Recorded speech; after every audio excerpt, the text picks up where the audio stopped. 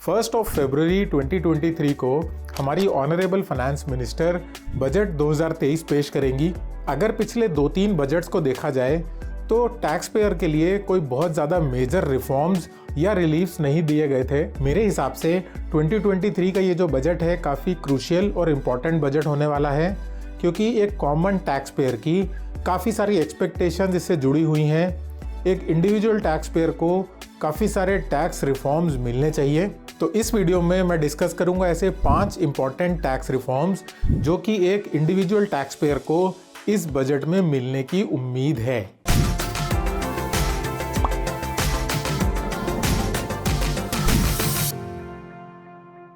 Hello everyone, मेरा नाम है सीए गुरप्रीत सिंह भल्ला और अपने चैनल कंसल्ट गुरप्रीत पर मैं आप लोगों का स्वागत करता हूं। तो 2023 के इस बजट से जो हमारी एक्सपेक्टेशन नंबर 1 है वो ये है कि जो बेसिक टैक्स एग्जेम्पशन लिमिट है उसको इंक्रीज़ किया जाए। तो बेसिक एग्जेम्पशन लिमिट का मतलब हुआ वो स्लैब जहां तक आपको अपनी इनकम पर कोई टैक्सेस नहीं पे करने हैं, और अभी के सिनेरियो के हिसाब से ये जो लिमिट है वो है 2.5 लाख रुपीज़। और अगर आपको याद दिलाऊं तो ये जो 2.5 लाख रुपीज़ की बेसिक एग्जेम्पशन लिमिट है ये लास्ट कब इंक्रीज़ हुई थी, तो मैं आपको बता दूं ये लास्ट फाइनेंशियल ईयर 2014-15 में ये लिमिट इंक्रीज़ करी गई थी, और उसके बाद से ये 2.5 लाख पर ही लिमिटेड है। जबकि अगर हम इन्फ्लेशन लेवल्स और कॉस्ट ऑफ लिविंग की बात करें तो वो 2014-15 के बाद से आज तक काफ़ी इंक्रीज़ हो चुका है। मतलब एक टाइम पर 2014-15 में जो व्यक्ति 2.5 लाख रुपए कमाता था उस समय वो उसके लिए एक बहुत कंफर्टेबल इनकम हो सकती थी। लेकिन आज की डेट में अगर बात करें जहाँ पर इन्फ्लेशन इतना ज़्यादा है, कॉस्ट ऑफ लिविंग इतनी ज़्यादा है, महंगाई हर तरफ बढ़ रही है, तो 2.5 लाख रुपए की जो इनकम है वो अब बेसिक इनकम नहीं मानी जा सकती। बेसिक इनकम आज की डेट में 2.5 लाख रुपए से ऊपर आ चुकी है। और ये जो 2.5 लाख रुपए की एग्जेम्पशन लिमिट है ये ओल्ड टैक्स रिजीम और न्यू टैक्स रिजीम दोनों के ऊपर एप्लीकेबल है। तो मेरे हिसाब से ओल्ड टैक्स रिजीम में तो फिर भी आप टैक्स डिडक्शंस का बेनिफिट ले सकते हैं और अपना टैक्स रिड्यूस कर सकते हैं, बट न्यू टैक्स रिजीम में क्योंकि कोई डिडक्शन का बेनिफिट अवेलेबल नहीं है तो उस केस में मुझे लगता है कि जो बेसिक एग्जेम्पशन लिमिट 2.5 लाख रुपए की है उसको बढ़ा के एटलीस्ट 4 लाख या 5 लाख रुपए कर देना चाहिए। तो ये जो बेसिक एग्जेम्पशन लिमिट अगर गवर्नमेंट इंक्रीज कर देती है तो उसके एक इंडिविजुअल टैक्स पेयर को 4 फायदे होंगे। पहला फ़ायदा तो ऑब्वियस है कि उसको टैक्स कम पे करना पड़ेगा, लेकिन ये जो टैक्स कम पे करना पड़ेगा इसकी वजह से उसकी जो डिस्पोजेबल इनकम है, जो पैसा वो खर्च कर सकता है, वो बढ़ जाएगा। तीसरा फ़ायदा ये है कि उसकी जो इन्वेस्टमेंट कैपेसिटी है, जो उसके लेवल्स ऑफ इन्वेस्टमेंट है वो भी बढ़ जाएंगे। मतलब वो ज़्यादा पैसा उनके पास होगा कहीं भी इन्वेस्टमेंट करने के लिए या सेव करने के लिए। और जैसे ही कंज्यूमर ज़्यादा खर्च करेंगे और ज़्यादा इन्वेस्ट करेंगे तो आप ये मान के चलिए कि जो इकोनॉमिक ग्रोथ है वो भी इंक्रीज़ हो जाएगी। दूसरा इंपॉर्टेंट टैक्स रिफॉर्म जिसकी हमें एक्सपेक्टेशन है इस 2023 के बजट से वो है कि जो होम लोन के ऊपर इंटरेस्ट का डिडक्शन आप क्लेम करते हैं अपने ITR में, उसकी लिमिट को बढ़ाया जाए। तो ये बात आप सभी लोग जानते हैं कि अगर आपकी कोई सेल्फ ऑक्यूपाइड हाउस प्रॉपर्टी है जिसमें आप खुद रह रहे हैं और अगर आपने होम लोन ले रखा है उसको लेने के लिए, तो होम लोन के ऊपर जो भी आप इंटरेस्ट पे कर सकते हैं उसका आप डिडक्शन क्लेम कर सकते हैं। और एट प्रेजेंट ये जो इंटरेस्ट का डिडक्शन आप क्लेम कर सकते हैं होम लोन के ऊपर, उसकी जो लिमिट है वो है 2 लाख रुपए की। अगर अपने आसपास के प्रैक्टिकल सिनेरियोज को समझें तो जो घरों के प्राइसेस हैं वो काफ़ी इंक्रीज हो चुके हैं पिछले कई सालों में। उसके बाद अगर देखें जो होम लोन पे रेट ऑफ इंटरेस्ट है, मतलब जो भी इंटरेस्ट आप पे कर रहे हैं किसी घर को खरीदने के लिए, वो काफ़ी बढ़ चुका है। हालांकि बीच में ये रेट ऑफ इंटरेस्ट थोड़ा सा डाउन भी हुआ था, लेकिन अल्टीमेटली अब फिर वो वापस अपने पुराने लेवल्स पर आ चुका है।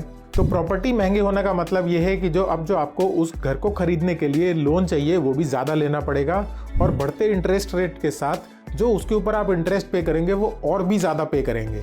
तो समय के साथ साथ, महंगाई के साथ साथ जो 2 लाख रुपए की जो डिडक्शन लिमिट है इंटरेस्ट की, वो एक्चुअली में इररिलेवेंट होती जा रही है क्योंकि इंटरेस्ट काफ़ी बढ़ चुका है।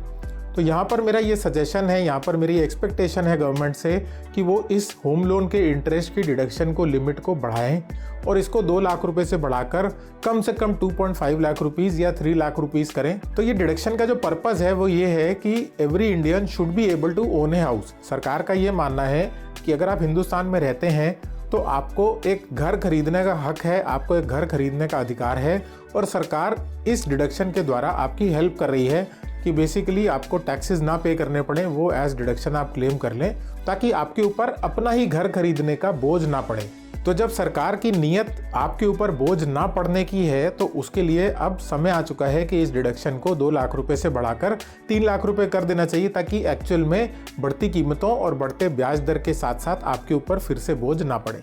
वैसे ये तो मेरे ओपिनियंस हैं। अगर आपको भी लगता है कि कोई ऐसा टैक्स रिफॉर्म है जो मैंने इस वीडियो में कवर नहीं किया, जिसकी एक्चुअल में एक टैक्स पेयर को आज की डेट में बहुत ज़्यादा ज़रूरत है, या वो टैक्स रिफॉर्म एक्चुअली में आप लोगों को मिलना चाहिए, तो नीचे कमेंट सेक्शन में लिख के ज़रूर बताइए।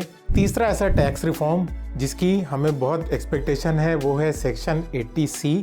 तो सेक्शन 80C का नाम सुनते ही आपके चेहरे पर मुस्कान आ जाती है, बिकॉज सेक्शन 80C इतना इंपॉर्टेंट, इतना रेलिवेंट सेक्शन है हर टैक्स पेयर के लिए, हर उस इंडिविजुअल के लिए जो अपना टैक्स रिटर्न फाइल करता है। और मेरे ख्याल से ये सबसे ज़्यादा पॉपुलर सेक्शन है, जिसके बारे में एक छोटा छोटा बच्चा भी, एक लेमैन भी जानता है। और जब भी टैक्स पेयर्स या मेरे क्लाइंट्स मेरे से पूछते हैं कि सर टैक्स कैसे सेव करें, लोग मेरे से कंसल्टेंसी लेते हैं कि सर टैक्स कैसे सेव करना है, हमारी टैक्स प्लानिंग करा दीजिए, तो जब भी हम लिस्ट को गिनते हैं, जब भी हम एक लिस्ट बनाते हैं कि कौन कौन से इन्वेस्टमेंट या कौन कौन से टूल्स यूज़ करके आप टैक्स सेव कर सकते हैं, तो उनमें से जो 80% टूल्स हैं वो सेक्शन 80C में ही फॉल कर जाते हैं। और सेक्शन 80C का एक ड्रॉबैक है कि उसमें जो डिडक्शन की लिमिट है वो 1.5 लाख रुपीज़ है। और मज़े की बात यह है कि ये जो 1.5 लाख की लिमिट है, ये लगभग साल 2014-15 या 15-16 से कंटिन्यू होके आ रही है। मतलब 5-6 साल हो चुके हैं इस डिडक्शन की लिमिट को बढ़ाया नहीं गया है। तो यहाँ पर मेरा पॉइंट ये है कि जब सेक्शन 80C को इतना वाइडर कॉन्सेप्ट दिया गया है, उसमें इतनी नंबर ऑफ डिडक्शंस और इन्वेस्टमेंट्स को डाल दिया गया है, तो उस हिसाब से इस सेक्शन 80C का जो ओवरऑल डिडक्शन लिमिट है उसको भी बढ़ाना चाहिए। तभी हम इस डिडक्शन को, इस सेक्शन को जस्टिफाई कर पाएंगे। क्योंकि 8-10 ऑप्शंस दे देना इन्वेस्टमेंट के जिसके ऊपर आप डिडक्शन क्लेम कर सकते हैं, और फिर 1.5 लाख पर उसको कैप कर देना, उससे पर्पस सॉल्व नहीं होता। अब पर्पस 2 वजह से सॉल्व नहीं होता। पहला तो ये है कि मैंने अभी पहले भी बताया कि महंगाई बढ़ रही है। तो महंगाई बढ़ रही है, लिविंग एक्सपेंसेस बढ़ रहे हैं, आपके खर्चे बढ़ रहे हैं। तो बेसिकली मेरी सैलरी बढ़ गई फॉर एग्जांपल, मेरे बच्चे की स्कूल फीस बढ़ गई फॉर एग्जांपल, इंश्योरेंस प्रीमियम भी महंगे हो गए। तो सब कुछ अगर महंगा हो गया और मेरी जो डिडक्शन की लिमिट है वो 1.5 लाख रही, वो लिमिट इंक्रीज़ नहीं हुई, तो क्या एक्चुअल में मेरी वो जो 1.5 लाख की डिडक्शन है वो मेरी इनकम लेवल्स और मेरे एक्सपेंसेस या इन्वेस्टमेंट्स लेवल्स को जस्टिफाई कर पा रही है? बिल्कुल नहीं कर पा रही है। तो इसलिए समय के साथ साथ, महंगाई के साथ साथ सेक्शन 80C की लिमिट को बढ़ाने का भी समय है। इट्स हाई टाइम कि आप इस लिमिट को बढ़ा दें। और मैं बहुत स्ट्रांगली बिलीव करता हूं कि ये जो 1.5 लाख की लिमिट है सेक्शन 80C की, इसको बढ़ाकर कम से कम 2.5 लाख रुपीज़ करना चाहिए। इससे कम कहीं भी सेक्शन 80C की लिमिट को हम जस्टिफाई नहीं कर पाएंगे।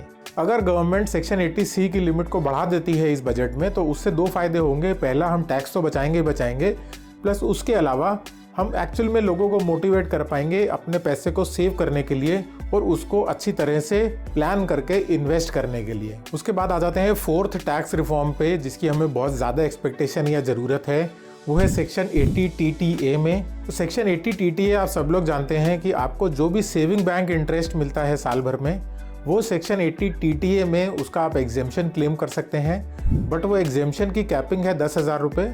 फॉर एग्जाम्पल आपको 15,000 रुपये का इंटरेस्ट मिला सेविंग बैंक अकाउंट में, तो आपको 10,000 रुपये उसमें से डिडक्शन मिल जाएगा सेक्शन 80 TTA में, और आपको जो टैक्स पे करना पड़ेगा वो होगा केवल 5,000 रुपये पर। अब मैं यहाँ पर गवर्नमेंट के एक इंटेंशन से तो सेटिस्फाइड हूँ कि बेसिकली ये लिमिट कम रखने का एक बेसिक पर्पज़ होता है, और वो ये है कि आप अपना पैसा सेविंग अकाउंट में ना रखें और उसको कहीं और इन्वेस्ट करें।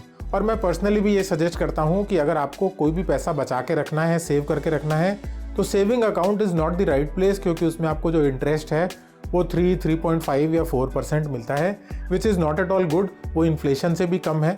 तो पहला कॉन्सेप्ट तो हमारा यहाँ पर क्लियर है कि हमें सेविंग अकाउंट में पैसा नहीं रखना है। बट स्टिल काफ़ी सारे लोग कुछ एक पर्टिकुलर पीरियड के लिए अपना कुछ पैसा सेविंग अकाउंट में पार्क करते हैं फॉर देयर इमरजेंसी नीड्स, या उनको लगता है कि उनको कुछ समय बाद ही पैसे की ज़रूरत है, तो वो शॉर्ट टर्म के लिए कहीं इन्वेस्ट नहीं करते हैं।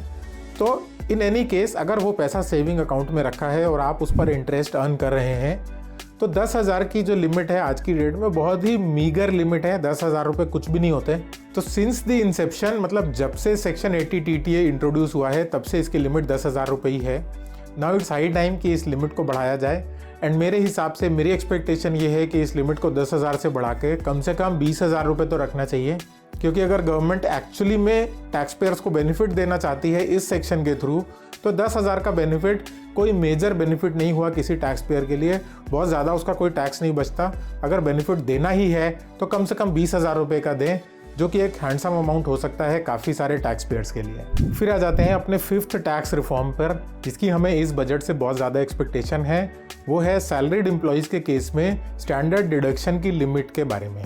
तो स्टैंडर्ड डिडक्शन बेसिकली आप सब लोग समझते हैं कि सैलरीड एम्प्लॉयज़ को एक स्टैंडर्ड डिडक्शन का ऑप्शन अवेलेबल है। 50,000 रुपये का है ये। तो कोई भी सैलरीड एम्प्लॉय अपनी सैलरी में से 50,000 रुपये का स्टैंडर्ड डिडक्शन क्लेम कर सकता है without any paper work, without any proofs, without any conditions and without anything. और स्टैंडर्ड डिडक्शन का ये जो सेक्शन है जब से इंट्रोड्यूस हुआ है तब से इसकी लिमिट 50,000 रुपये है। नाउ अगेन सैलरी बढ़ रही है, खर्चे बढ़ रहे हैं, तो डिडक्शन क्यों नहीं बढ़ रही है? क्योंकि अगर डिडक्शन का एक्चुअल पर्पस आपको फ़ायदा देना है तो फ़ायदा कैसे मिलेगा? समय के साथ साथ, सैलरी के साथ साथ, इन्फ्लेशन और खर्चों के साथ साथ हमारी डिडक्शन अमाउंट भी बढ़े। तो ये भी एक ऐसा डिडक्शन है जो काफ़ी सालों से स्टैग्नेंट है, जिसको एक्चुअली में अब इंक्रीज़ हो जाना चाहिए। बिकॉज काफ़ी सारे सैलरीड एम्प्लॉयज़ के केस में ये जो 50,000 का स्टैंडर्ड डिडक्शन है ये एक्चुअली में उनके एक्सपेंसेस को, उनकी इनकम्स को जस्टिफाई नहीं करता है, क्योंकि बहुत छोटा सा अमाउंट रह गया है ये आज की डेट में। तो यहाँ पर मेरी ये एक्सपेक्टेशन है गवर्नमेंट से इस 2023 के बजट से कि जो स्टैंडर्ड डिडक्शन है 50,000 रुपये का, इसको बढ़ा के कम से कम 1 लाख रुपये कर देना चाहिए। तो ये जो जितने भी पॉइंट्स मैंने डिस्कस किए हैं इस वीडियो में, ये सारे वो पॉइंट्स हैं जहाँ पर गवर्नमेंट किसी न किसी डिडक्शन के थ्रू टैक्स पेयर्स को कुछ बेनिफिट देना चाहती थी। गवर्नमेंट का इंटेंट ये था कि टैक्स पेयर को कुछ बेनिफिट मिल जाए, लेकिन समय के साथ ये हुआ कि सैलरीज बढ़ी, इनकम्स बढ़ी, एक्सपेंसेस भी बढ़ गए, इधर उधर के खर्चे भी बढ़ गए, टैक्स रेट ऑफ इंटरेस्ट भी बढ़ गए। तो जब सब कुछ बढ़ गया लेकिन हमारी जो डिडक्शंस थी 2.5 लाख की एग्जेम्पशन लिमिट वो वहीं की वहीं रह गई। हमारी जो स्टैंडर्ड डिडक्शन थी 50,000 की वो वहीं पे वहीं रह गई। 80 TTA वहीं का वहीं रह गया। सेक्शन 80C 1.5 लाख पिछले 5-6 साल से चला आ रहा है, वो वहीं का वहीं रह गया।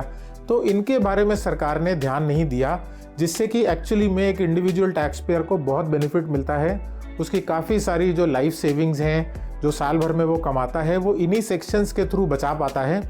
लेकिन ये ऑप्शंस उसके पुराने ज़माने के ही रह गए, जबकि उसकी सैलरी, उसके खर्चे सब नए ज़माने में शिफ्ट हो चुके हैं।